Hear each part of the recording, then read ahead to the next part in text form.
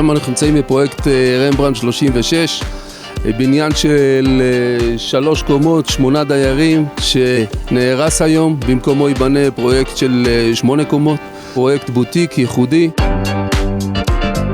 גרנו פה 15 שנים, אני מתרגשת מאוד, אני גם שמחה שהגענו לרגע הזה. זה עצוב לי שהוא לא יהיה יותר, אבל גם שמח שהוא יהיה חדש. גרתי בבניין הזה 10 שנים, רמברנדט 36 זה מה שנקרא חלק מהחיים.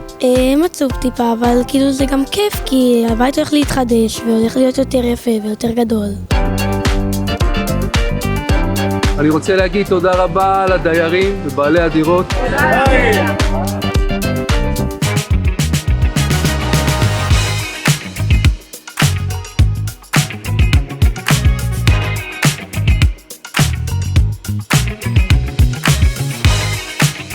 השלב ראשון היה לשכנע את כולם שהתמ"א זה רעיון טוב. השלב השני היה לבחור עם מי נעשה את התמ"א.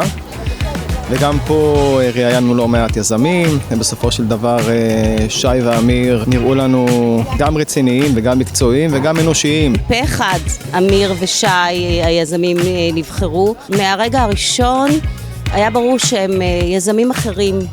הם התייחסו באופן אישי לכל דייר ודייר, כל בעיה, הם היו קשובים, הם ענו בוואטסאפ, הם ענו במיילים, באמת לאורך כל הדרך הרגשת שהם פועלים בעניין ושאנחנו בעצם שותפים.